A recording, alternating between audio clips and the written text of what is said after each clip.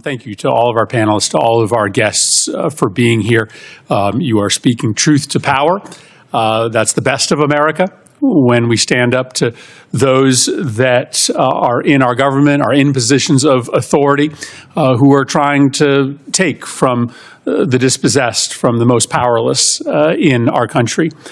We call this bill a betrayal, and Tim said it correctly, because to us this is a betrayal of our fundamental responsibility as public servants. When a bill promises prosperity but delivers devastation, we are forced to ask, who does our government really serve?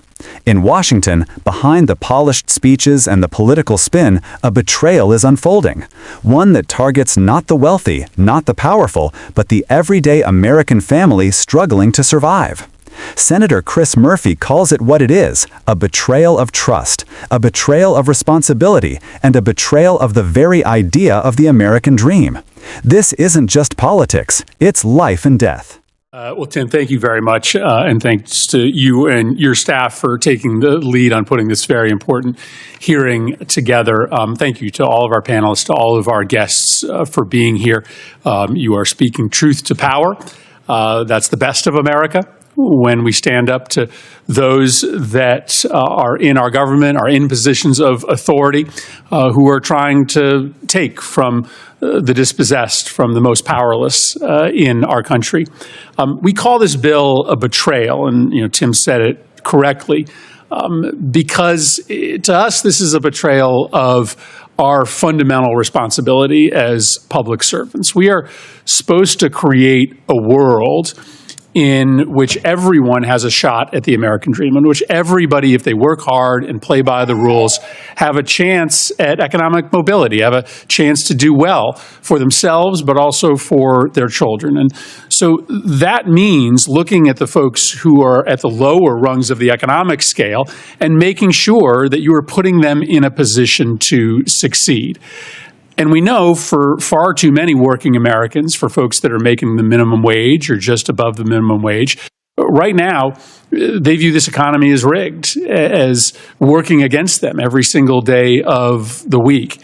And why this bill feels like a betrayal is because, as written, it makes life infinitely harder for the very people that we are supposed to be fighting hardest for, the people who are working every day, playing by the rules, often dealing with traumas and difficult life circumstances.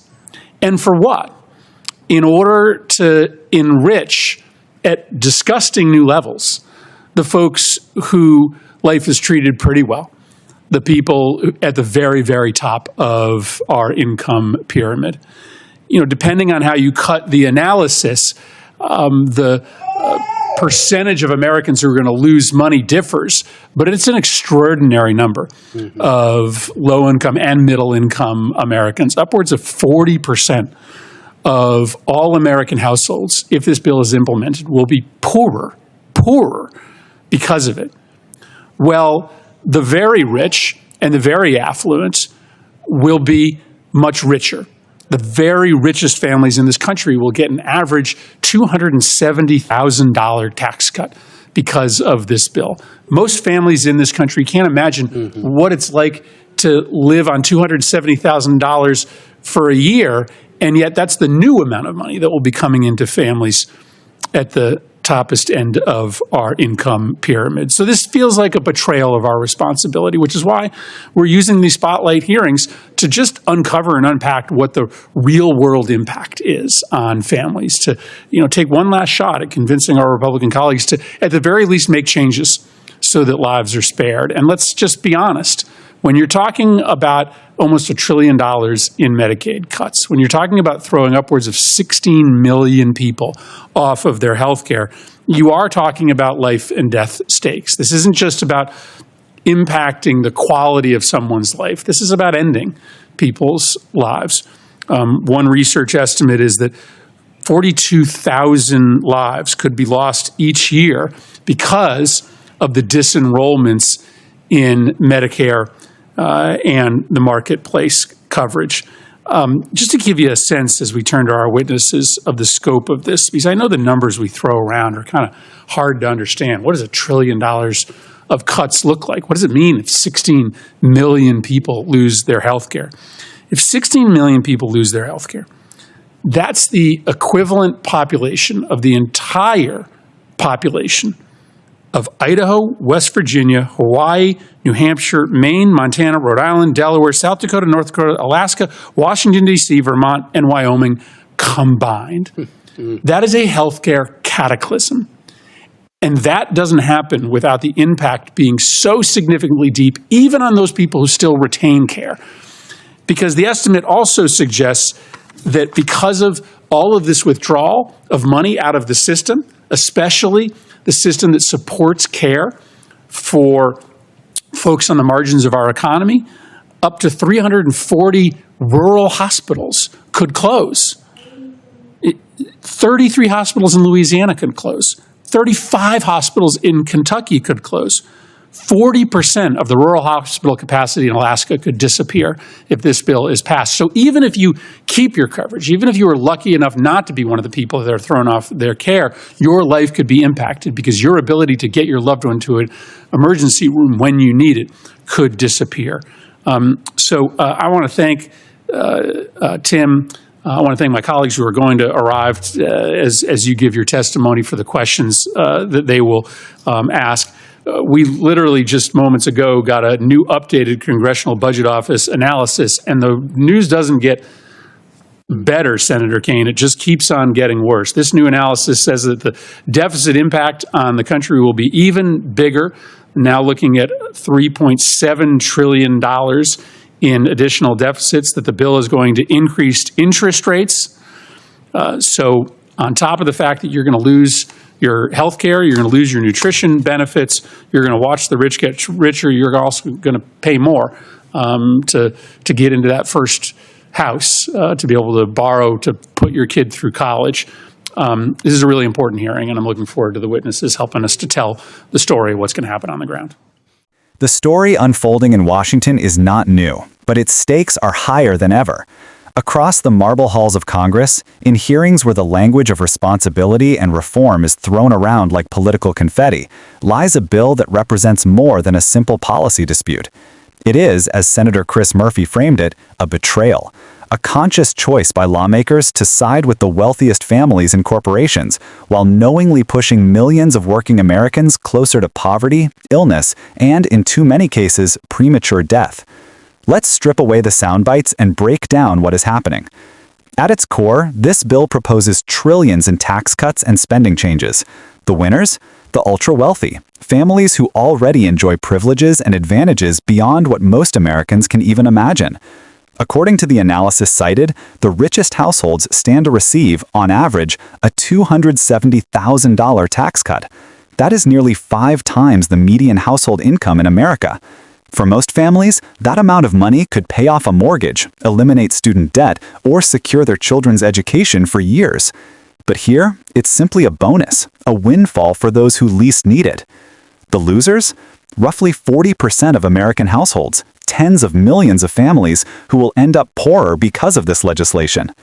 Not only will their tax burdens rise indirectly, but their healthcare, community hospitals, and even their local economies will suffer. And the most vulnerable among them, particularly those relying on Medicaid, will face the harshest blow. $1 trillion in Medicaid cuts, leaving 16 million Americans without coverage. That's not just a statistic. That's the equivalent of erasing the population of 14 states from the healthcare system. Imagine Idaho, West Virginia, Hawaii, New Hampshire, Maine, Montana, Rhode Island, Delaware, South Dakota, North Dakota, Alaska, Vermont, Wyoming, and Washington, D.C. Every single person in those places suddenly uninsured. That's the scale of devastation we're talking about. Murphy's words carry weight because he refuses to sanitize the consequences. This isn't simply about budgets or numbers on a spreadsheet.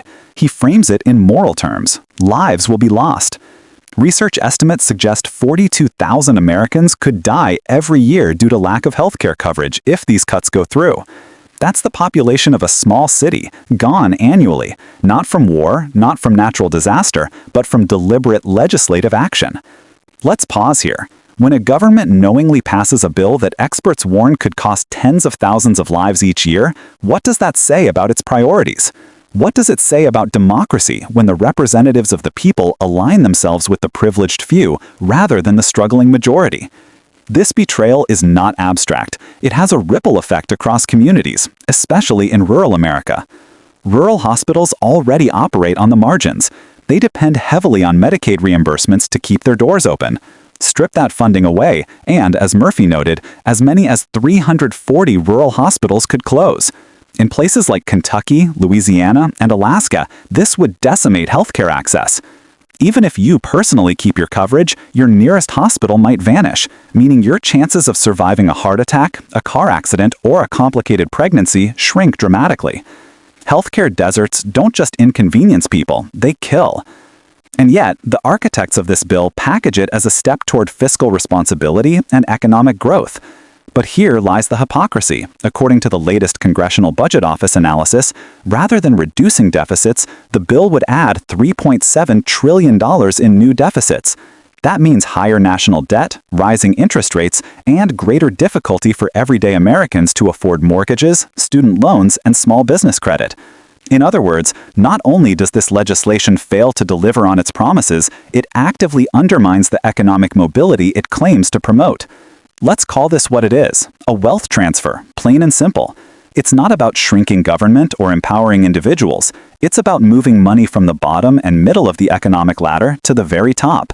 It's about cementing inequality at levels unseen in modern history.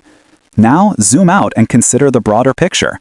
The American dream, at its best, has always promised that if you work hard, follow the rules, and contribute, you will have a fair shot at building a better life for yourself and your children. It was never about guaranteed outcomes, but about guaranteed opportunity. This bill takes a sledgehammer to that promise. How can families believe in mobility when the ladder is being pulled up by those already standing at the top? Murphy uses the language of betrayal because that's exactly what this is. Public servants are entrusted with the responsibility to protect and uplift the people who elected them, particularly those who lack power and resources. Instead, what we see is government in the service of entrenched privilege, where corporations, lobbyists, and billionaires shape policy to their liking, while working families are left to scramble in an economy that already feels rigged against them. And the consequences won't just be economic or medical. They will be cultural, social, and generational. Children growing up without reliable healthcare access are more likely to struggle in school, less likely to climb out of poverty, and more likely to experience preventable illnesses that shadow them into adulthood. Communities losing hospitals will lose jobs, local investment, and even population as families move away in search of better resources. The American landscape itself will change, and not for the better.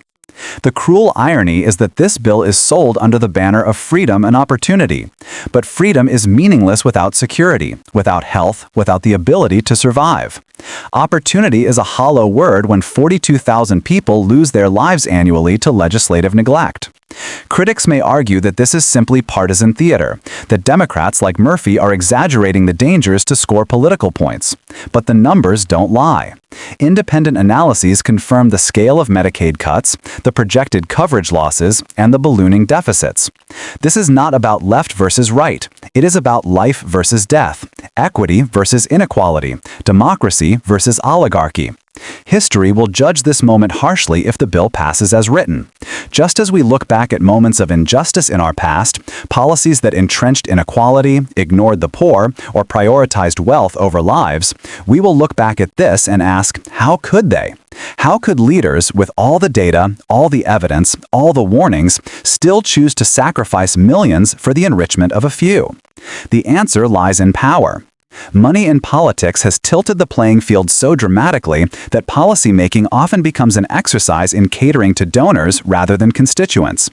This bill, in many ways, is the natural result of that imbalance. Until that system is confronted, until leaders are held accountable, the betrayals will continue. But Murphy's framing offers hope. By calling this betrayal out, by amplifying the voices of the people most affected, he reminds us of the best of America, speaking truth to power. Democracy is not a spectator sport. It requires vigilance, courage, and a refusal to accept injustice as inevitable. If the people demand better, if they refuse to let betrayal go unanswered, change is still possible. And that brings us to the heart of the matter. This is not just a policy debate. It is a test of national values. Will America continue down the road of deepening inequality, stripping away lifelines, and consolidating wealth at the very top? Or will it reclaim the promise that everyone deserves a fair shot, that no one should die because they are poor, that prosperity should be shared, not hoarded? The stakes could not be higher, the betrayal could not be clearer, and the choice ultimately rests with us. In the end, the numbers are staggering, the consequences devastating, but the truth is simple. A government that betrays its people cannot sustain its legitimacy. Senator Murphy's warning is not just about one bill. It is about the direction of the country itself. We must decide whether we accept a future where the rich grow richer while working families lose their health care, their hospitals, and their very lives, or whether we demand leaders who honor their responsibility to serve all Americans. This is not just about politics. This is about who we are and who we want to be.